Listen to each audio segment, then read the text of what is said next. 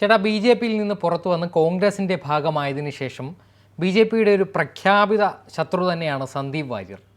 ഇപ്പോൾ ആ B J പിയിൽ നിന്ന് പുറത്തു വന്ന് കോൺഗ്രസിൻ്റെ ഭാഗമായി കോൺഗ്രസിൽ നിറഞ്ഞു നിൽക്കുന്ന സന്ദീപ് വാര്യരെ പലപ്പോഴായി ബി ജെ പിയുമായി ബന്ധപ്പെട്ട് നിൽക്കുന്ന സാമൂഹിക മാധ്യമ അക്കൗണ്ടുകൾ എന്തോ കുത്തി പറയുന്നത് പോലെ തോന്നുന്നുണ്ട്. ഈ സന്ദീപ് വാര്യരുടെ പഴയ പല കഥകളും തങ്ങൾ പറയും. അത് വാര്യരോടുള്ള ബഹുമാനം കൊണ്ടല്ല, അയാളുടെ പൊതുഭാവി, അയാളുടെ രാഷ്ട്രീയ ഭാവി ഇല്ലാതാകുന്നത് കൊണ്ട് കൂടിയാണ്. അത്തരത്തിൽ ചെറിയ ചെറിയ ഔദാര്യങ്ങളാണ് ഈ സാമൂഹിക മാധ്യമ അക്കൗണ്ടുകൾ സന്ദീപ് വാര്യരുടെ കാര്യത്തിൽ. എന്നാലും മറ്റേ തേങ്ങയുടക്കി സാമി എന്നാണ് ഇപ്പോൾ അതിന് താഴെ വരുന്ന കമൻറ്റുകൾ. എന്തിനാണ് നിങ്ങൾ ഇയാളൊരു കുറ്റക്കാരനാണ്, അല്ലെങ്കിൽ ഇയാളൊരു പ്രശ്നക്കാരനാണെങ്കിൽ നിങ്ങൾ എന്തിനാണ് മറച്ചു പിടിക്കുന്നതെന്നാണ് ഇതിൻ്റെ താഴെ വരുന്ന കമൻറ്റുകൾ. എന്തൊക്കെയാണ് ഇത്? അദ്ദേഹം പാർട്ടി വിട്ടത് മുതൽ, ബി ജെ പി വിട്ട ദിവസം മുതൽ ഇത് നമ്മൾ കേട്ടുകൊണ്ടിരിക്കുന്നതാണ്, പല രീതിയിൽ കേട്ടുകൊണ്ടിരിക്കുന്നത്.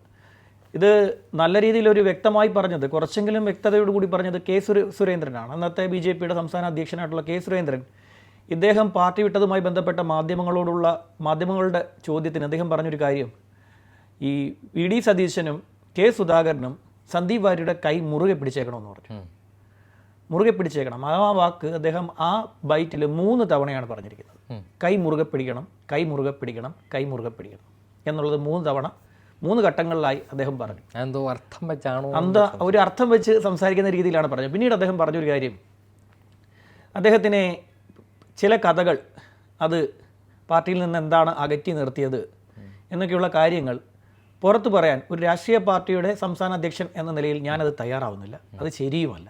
അതാ രാഷ്ട്രീയ പാർട്ടിയുടെ ഭാഗമായി ഇരുന്നപ്പോഴായിരുന്നു ഇയാൾ ഇത്തരത്തിൽ എന്തെങ്കിലും പ്രശ്നങ്ങൾ ഉണ്ടാക്കിയിരുന്നുവെങ്കിൽ അതെ, അവർക്ക് നേരെ കൂടെ ഇത് വരും, ആ ഒരു ചോദ്യം കൂടി ഉയർന്നു വരുമല്ലോ. അങ്ങനെ ഒരു പറഞ്ഞു വെച്ച് പോയി. അതിനുശേഷം ചില മാധ്യമങ്ങളൊക്കെ ഇതെന്താണ് എന്നുള്ളത് അന്വേഷിച്ച് പോയപ്പോൾ എല്ലാവരും ചെന്ന് എത്തി നിൽക്കുന്നത് തൃശ്ശൂരാണ്. എല്ലാവരുടെയും അന്വേഷണം തൃശ്ശൂർ എത്തി നിൽക്കുന്നു. പിന്നെ ചില പ്രൊഫൈലുകളിൽ നിന്നും, ഈ ബി ജെ പിയോട് താല്പര്യമുള്ള പ്രൊഫൈലുകളിൽ നിന്നും ചില കഥകൾ പുറത്ത് ഇങ്ങനെ വരാറുണ്ടായിരുന്നു. ഇദ്ദേഹമാണെങ്കിൽ ബി ജെ പിയോട് ഇറങ്ങിക്കഴിഞ്ഞ ശേഷം ഒരു വലിയ ശത്രുത, എനിക്ക് തോന്നുന്നില്ല ഏതെങ്കിലും ഒരു രാഷ്ട്രീയ നേതാവ് ഒരു പാർട്ടി വിട്ടു കഴിഞ്ഞാൽ ഉടനെ ആ പാർട്ടിയിലെ എല്ലാവരെയും, ഒരു പാർട്ടിയെ മാത്രം, ചിലപ്പം ചില വ്യക്തികളെയൊക്കെ വിമർശിച്ച് പോകുന്നവരുണ്ട്. ഇപ്പോൾ ഒരു പാർട്ടിയെ മൊത്തത്തിൽ, ആ പാർട്ടിയുമായി ബന്ധപ്പെട്ട പോഷക സംഘടനകളെ, അതുപോലെ തന്നെ ഈ ആർ എസ് എസിനെ ഒക്കെ വളരെ രൂക്ഷമായ ഭാഷയിൽ വിമർശിക്കുന്നത് പല ഘട്ടങ്ങളിലും ഉണ്ടായിട്ടുണ്ട്. അപ്പം പലർക്കും അതിൽ വലിയ നീരസം ഉണ്ട് താനും. അപ്പോൾ ഇദ്ദേഹം പോയപ്പോൾ തന്നെ ഒരുപാട് പ്രവർത്തകർക്ക്, ബി ജെ പിയുടെ പ്രവർത്തകർക്ക് ഇദ്ദേഹത്തിൻ്റെ ഈ മാറി നിന്നത്, ഇപ്പോൾ തെരഞ്ഞെടുപ്പ് സമയത്ത് മാറി നിന്നപ്പോൾ തന്നെ ബി ജെ പിയുടെ ചില പ്രൊഫൈലുകളിലൊക്കെ ഞാൻ കണ്ടിട്ടുണ്ടായിരുന്നു. ഇദ്ദേഹത്തോടൊരു സഹാനുഭൂതി അവർക്ക് ഉണ്ടായിരുന്നു. ഒരു എന്താ പറയുക, ഈ പാർട്ടിയിൽ അയാൾ ഒരു അവഗണന നേരിടുന്ന തോന്നൽ അതുകൊണ്ട് കുറച്ച് പേർക്കെങ്കിലും ഉണ്ടായിരുന്നു. അങ്ങനെ പ്രൊഫൈലുകളിലൊക്കെ തന്നെ ഇദ്ദേഹത്തിൻ്റെ പോസ്റ്റൊക്കെ വരുന്നുണ്ടായിരുന്നു. പിന്നീട് ഇത് പെട്ടെന്ന് മാറി. കാരണം എന്താണെന്ന് വെച്ച് കഴിഞ്ഞാൽ, ഇദ്ദേഹം പോകാൻ തിരഞ്ഞെടുത്ത ദിവസം അത് അവരെ വല്ലാണ്ട് വേദനിപ്പിച്ചു. പാർട്ടി വിടാൻ തീരുമാനിച്ചിരിക്കുന്ന ദിവസം, അത് ശ്രീനിവാസൻ വധക്കേസ്, സഞ്ജിത്ത് വധക്കേസ്, ഈ 2 വധക്കേസുകളിലെയും ആരോപണം നേരിടുന്നവരുടെ ബന്ധുക്കളെ വി ഡി സതീശൻ പോയി കണ്ട ദിവസമാണ് ഇദ്ദേഹം പാർട്ടി വിടുന്നത്.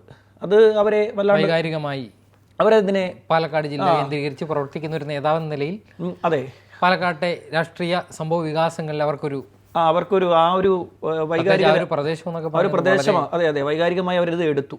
അതോടുകൂടി ഈ പ്രൊഫൈലുകൾ തന്നെ, പല പ്രൊഫൈലുകളും ഇത് ഡിലീറ്റ് ചെയ്തു. പിന്നീട് ഇങ്ങോട്ട് പലതവണ ഇവർ ഏറ്റുമുട്ടുന്ന കാഴ്ചയാണ് കണ്ടത്. ഇപ്പോൾ ഇവർ തമ്മിലുള്ള ഏറ്റവും വലിയ പ്രശ്നം, ഒരുപാട് പ്രശ്നങ്ങൾ ഉണ്ടായിട്ടുണ്ട്, ഒരുപാട് ഏറ്റുമുട്ടലുകൾ അങ്ങോട്ടും ഇങ്ങോട്ടും. ഇവർ പലതും പറയുന്നു. സന്ദീപ് വാര്യർ ഇവരെ കടന്നാക്രമിക്കുന്ന രീതിയിൽ പറയുന്നു. സന്ദീപ് വാര്യർ CPM ബാന്ധവം പറഞ്ഞുകൊണ്ട് അതിൻ്റെ കത്തുകൾ പുറത്തുവിടുന്നു. അങ്ങനെയൊക്കെ ഒരുപാട് കാര്യങ്ങൾ, സംഭവങ്ങൾ ഉണ്ടായി. തിരിച്ച് ഇവരും അവരാൽ കഴിയുന്ന രീതിയിൽ അതിന് എതിരെ സംസാരിക്കുകയും ഒക്കെ ചെയ്യുന്നുണ്ട്. ഇപ്പം സംഭവം എന്താണെങ്കിലും സന്ദീപ് വാര്യർ ഇപ്പോൾ ഒരു കോൺഗ്രസിനെ സംബന്ധിച്ചിടത്തോളം കോൺഗ്രസിൻ്റെ ഒരു മുൻനിര പോരാളിയായി മാറിയിട്ടുണ്ട്. സമരനിരപേക്ഷതയുടെ അടയാളമായിട്ട്. അതെ, സമരകേന്ദ്രങ്ങളിലാണെങ്കിലും അവരുടെ സമര സ്ഥലങ്ങളിലാണെങ്കിലും അദ്ദേഹം ഒരു സമരവീര്യം അവിടെയൊക്കെ കാണിക്കുന്നുണ്ട്. അപ്പോൾ അത് കോൺഗ്രസിൻ്റെ നേതാക്കളിൽ മുൻനിരയിൽ നിന്നൊരു നേതാവ് കാട്ടുമ്പോൾ അണികൾക്കുണ്ടാകുന്ന ഒരു പ്രചോദനം വലുതാണ്. കാരണം കോൺഗ്രസിൻ്റെ അങ്ങനെ മുൻനിര നേതാക്കളൊന്നും നിന്ന അതിരീതിയിൽ അതിവൈകാരികമായി പ്രതികരിക്കാറില്ല. അവർ എപ്പോഴും ഒരു ഗാന്ധിയൻ ആശയം കാണിക്കാറുണ്ടല്ലോ, ഒരു ഗാന്ധിയൻ രീതി പലപ്പോഴും പിന്തുടരാറുണ്ട്. അത് ലംഘിക്കാറുള്ളത് യൂത്ത് കോൺഗ്രസ് ആണ്. യൂത്ത് കോൺഗ്രസ് അതും എല്ലായിടത്തൊന്നും യൂത്ത് കോൺഗ്രസ് അത് കാണിക്കാറുമില്ല. SFIയുടെ അത്ര ഒരു വീര്യം അവർ കാണിക്കത്തില്ല. അവരൊരു ഗാന്ധിയൻ മോഡൽ ആയതുകൊണ്ട്, ഗാന്ധിയൻ ആശയങ്ങളെ ഉൾക്കൊള്ളുന്നതുകൊണ്ട്. പക്ഷേ സന്ദീപ് വാര്യരെ സംബന്ധിച്ചിടത്തോളം സന്ദീപ് വാര്യർ ഇത്തരത്തിൽ സമരവീര്യമൊക്കെ കാണിക്കുന്നത് ഉണ്ടായിരുന്നു. ഇപ്പോൾ ചാനൽ ചർച്ചകളിലൊക്കെ സ്ഥിരം കോൺഗ്രസിനെ പ്രതികരിക്കുന്നത് സന്ദീപ് വാര്യരാണ്. ഇപ്പോൾ അടുത്തിടെ ഉള്ള പ്രശ്നമാണ് ഇപ്പോൾ വലിയ രീതിയിൽ തല പൊക്കി നിൽക്കുന്നത്. അത് കാവിക്കൊടി ഏന്തിയ ഭാരതാംബ എന്ന് പറയുന്ന വിഷയം കയറി വന്നല്ലോ.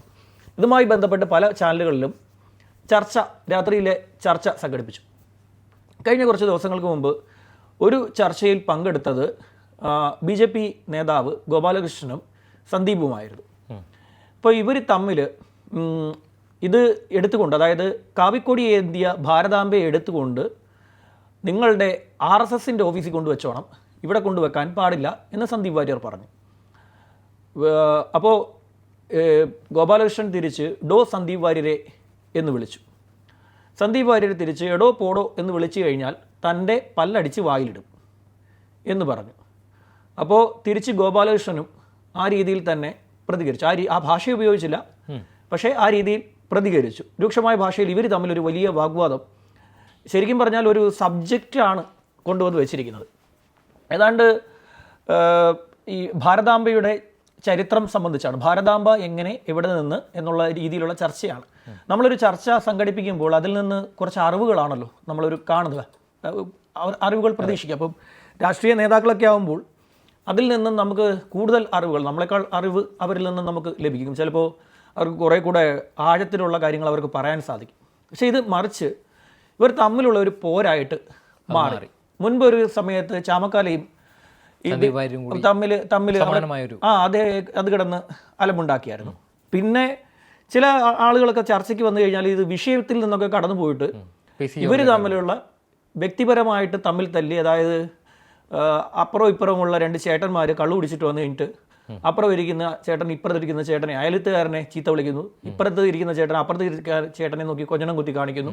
പിന്നെ അവർ ഇങ്ങോട്ടും ഇങ്ങോട്ടും കല്ലും മണ്ണും വാരി എറിയുന്നു. ചാമക്കാലായിരുന്നു ഈ കോൺഗ്രസിന്റെ സ്ഥിരം ഇത്തരത്തിലുള്ള ഒരു ശൈലിയിൽ നിന്ന് വിട്ടുപോവുക. എനിക്ക് തോന്നുന്നു ചാമക്കാല ഈ അടുത്തിടയ്ക്കും ഒരു BJPയുടെ യുവരാജ് ഗോകുലിനോടാണെന്ന് അതിൻ്റെ ഓർമ്മ. യുവരാജ് ഗോകുലിനോട് കയറി ഏറ്റുമുട്ടി. അപ്പോൾ സംസാരിച്ചപ്പോൾ എടോ പോടോ എന്നൊക്കെ വിളിയുണ്ടായി. അവസാനം യുവരാജ് ഗോകുൽ പറഞ്ഞു, എന്നാ നീ പറയടാ എന്നൊരു മറുപടിയും പറഞ്ഞു.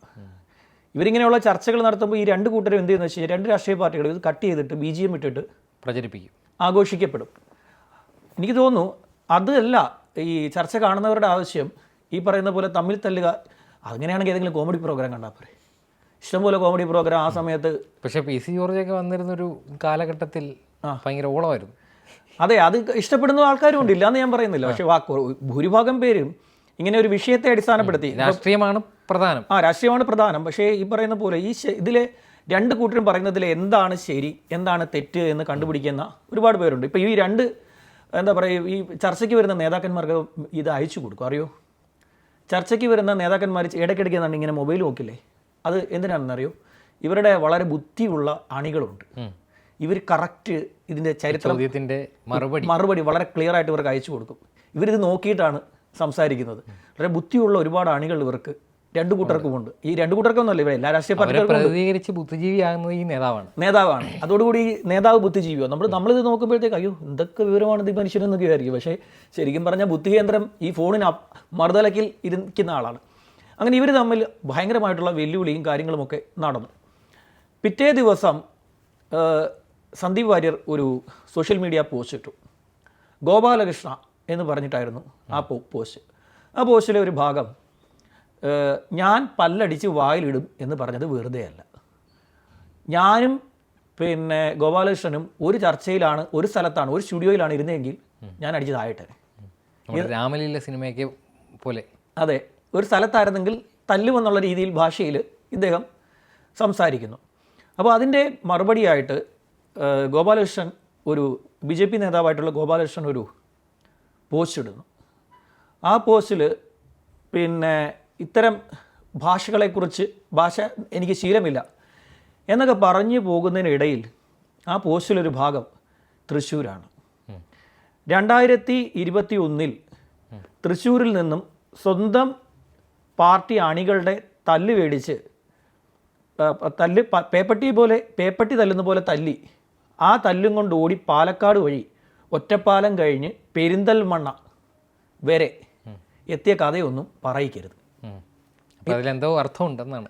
എന്തോ അർത്ഥം അവർ കാര്യമായി ഈ വിഷയത്തിൽ എടുക്കുന്നുണ്ട്. അത് കഴിഞ്ഞിട്ട് BJPയുടെ പല സെല്ലുകളിലെ സൈറ്റുകളിലും ഇതുമായി ബന്ധപ്പെട്ട ഒരു കഥകൾ പ്രചരിക്കുന്നു. കഥകൾ കുൽസിത പ്രവൃത്തിയാണ്, ഇക്ലി കഥകളാണ്. അതിലെ ഒരു ചെറിയൊരു ഭാഗമാണ്. നീ ഏറ്റുപറഞ്ഞ കുമ്പസാര രഹസ്യങ്ങൾ കേരളത്തിലെ സോഷ്യൽ മീഡിയ പ്ലാറ്റ്ഫോമുകൾ കീഴടക്കും. അതായത് വീഡിയോകൾ അവരുടെ കയ്യിലുണ്ട് എന്നുള്ളതാണ് അതിൻ്റെ അർത്ഥം. എന്ത് വീഡിയോ ആണെന്ന് നമുക്കറിയില്ല, അത് വേറെ കാര്യം. നീ അയച്ച മെസ്സേജ്, നിൻ്റെ രാത്രികാല വിനോദങ്ങൾ എല്ലാം പുറത്തു വരും. എല്ലാം ഇക്കിളി കഥകളായിരിക്കും. പിന്നെ നീ നിൻ്റെ വെള്ളക്കുപ്പായം ചെളിയാകാതെ നോക്കുക, അത് നിൻ്റെ ഉത്തരവാദിത്വമാണ്. ഇതെല്ലാം അതിലൊരു ഭാഗമാണ്. അല്ലേ കൂടെയുള്ള കോൺഗ്രസ്സുകാർ തന്നെ നിന്നെ ചെളി വാരി എറിയും. ഇപ്പോൾ രാഷ്ട്രീയമെന്ന് പറഞ്ഞ് പുതിയ നേതാവായി പലയിടത്തും ചെല്ലുമ്പോൾ ഓരോ വീട്ടിലും അവർ കയറ്റി ഇരുത്തുന്നുണ്ടാവും. ആ ആളുകൾ നിന്നെ കണ്ടാൽ നാളെ വാതിലടയ്ക്കും. അത്രയുണ്ടല്ലോ ജീവിത മഹിമ. ഇത് BJPയുടെ ഭാഗമായി നിൽക്കുന്ന സോഷ്യൽ മീഡിയ പ്രൊഫൈലുകളിൽ വന്നൊരു പോസ്റ്റ്. അതെ, ഇത് BJPയുടെ ഔദ്യോഗികം എന്ന് പറയുന്നില്ല. BJPയോട് അനുകൂലം കാണിക്കുന്ന ഇത്തരത്തിലുള്ള അനുഭാവികളായിട്ടുള്ള BJPയുടെ ഏതെങ്കിലും മെമ്പർമാരാണോ ഇത് കൈകാര്യം ചെയ്യുന്നതെന്ന് അറിയില്ല. പക്ഷേ ഇത് സോഷ്യൽ മീഡിയയിൽ വലിയ ചർച്ചയാണ്. സന്ദീപ് വാര്യർക്കെതിരെ ഇത്തരത്തിലുള്ള ഒരുപാട് കഥകൾ ഇങ്ങനെ കയറി വരുന്നു. സന്ദീപ് വാര്യർ തിരിച്ച് ഇവർക്കെതിരെയും വാക്കാലുള്ള ആക്രമണം ശക്തമായി തന്നെ നടത്തിക്കൊണ്ടേ ഇരിക്കുകയാണ്. ഇപ്പം സന്ദീപ് വാര്യരെ സംബന്ധിച്ചിടത്തോളം സന്ദീപ് വാര്യരുടെ പ്ലാറ്റ്ഫോമിൽ നല്ല പിന്തുണ അദ്ദേഹത്തിന് കിട്ടുന്നുണ്ട്. BJPയെ സംബന്ധിച്ചിടത്തോളം അതിൽ സന്ദീപ് വാര്യർ പറയുന്നൊരു കാര്യം, ഗോപാലകൃഷ്ണൻ BJP നേതാവ് ഗോപാലകൃഷ്ണനെ തൃശ്ശൂർ പോലും അടുപ്പിക്കില്ല എന്നുള്ള രീതിയിലാണ് സന്ദീപ് വാര്യർ പോസ്റ്റ് ഇട്ടിരിക്കുന്നത്. അതും വ്യക്തിപരമായിട്ടാണ് ആക്രമിച്ചിരിക്കുന്നത്. തിരിച്ച് അദ്ദേഹവും തിരിച്ച് പ്രതികരിച്ചിരിക്കുന്നതും കുറേ വ്യക്തിപരമായിട്ടുള്ള കാര്യങ്ങൾ അതിലും കടന്നു വന്നിട്ടുണ്ട്.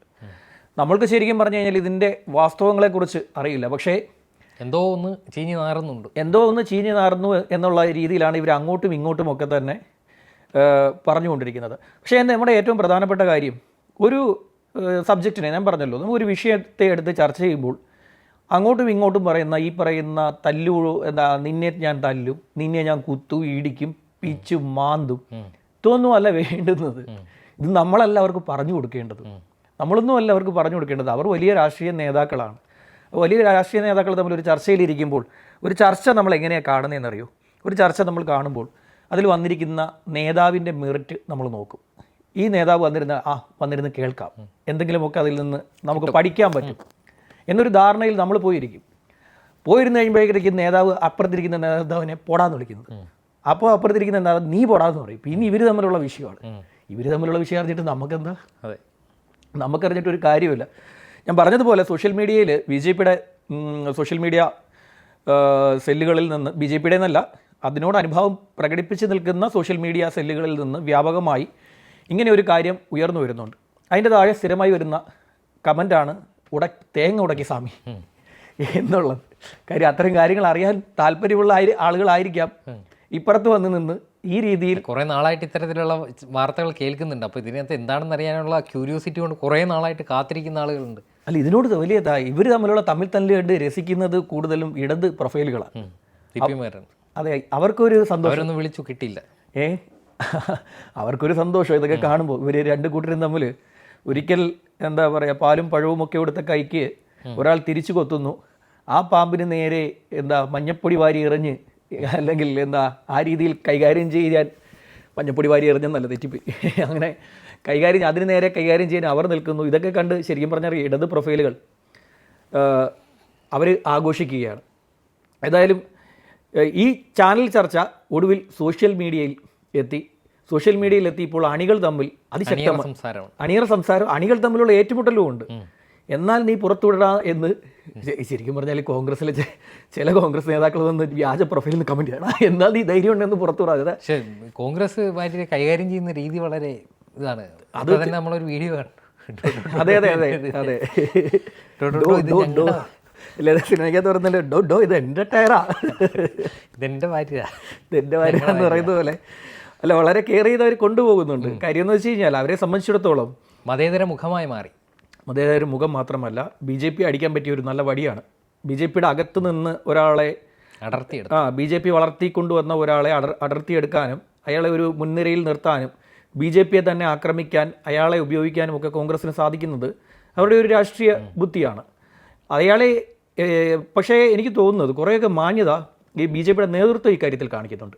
അതെ, നല്ല മാന്യത കാണിക്കുന്നുണ്ട്. കാര്യം എന്ന് വെച്ച് കഴിഞ്ഞാൽ വേറൊരു രാഷ്ട്രീയ പാർട്ടി ആണെങ്കിൽ അണികൾ വഴി ഇതൊക്കെ എപ്പോഴേ എടുത്ത് ഇങ്ങനെ കഥകളുണ്ടെങ്കിൽ എടുത്ത് പുറത്തു വിട്ടേനെ.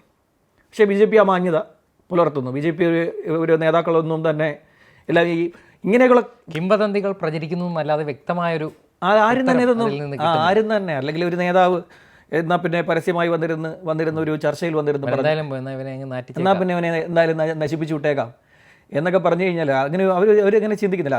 അതൊരു രാഷ്ട്രീയത്തിൻ്റെ സ്റ്റാൻഡേർഡാണല്ലോ ഇത്. രാഷ്ട്രീയം എപ്പോഴും പൊളിറ്റിക്സ് നമുക്ക് വളരെ സ്റ്റാൻഡേർഡായിട്ട് കൊണ്ടുനടക്കണം.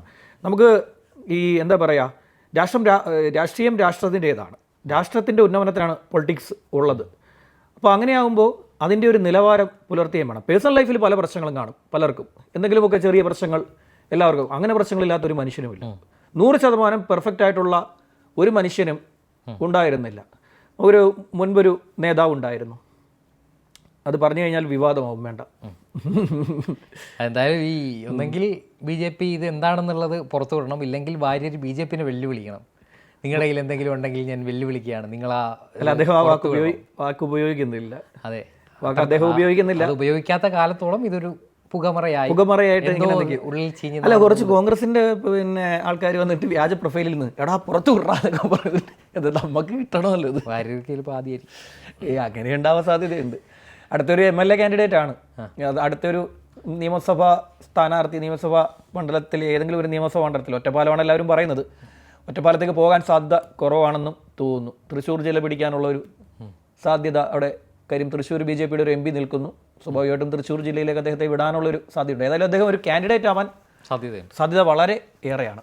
അങ്ങനെ സാധ്യത അദ്ദേഹം കാൻഡിഡേറ്റായിട്ട് വരികയാണെങ്കിൽ ക്രോസ് വോട്ടിംഗ് നടക്കുകയും ചെയ്യും. ഇവരിനി CPM ആണെങ്കിലും മാറ്റി കുത്തി ഇയാളെ തോപ്പിക്കും. അങ്ങനെയുള്ള തോപ്പിക്കാനുള്ള ശ്രമം അവിടെ വലിയ രീതിയിൽ നടക്കുകയും ചെയ്യും. ഏതായാലും സോഷ്യൽ മീഡിയ ഹാൻഡിലുകൾ ശക്തമായ പോരാട്ടത്തിലാണ്, ഇക്ലി വിഷയത്തിലാണ്. പുറത്തുവിടുമോ നാളെ പുറത്തുവിടുമോ എന്ന് കാത്തിരുന്ന് കാണാം. അതെ, എന്തായാലും നോക്കാം.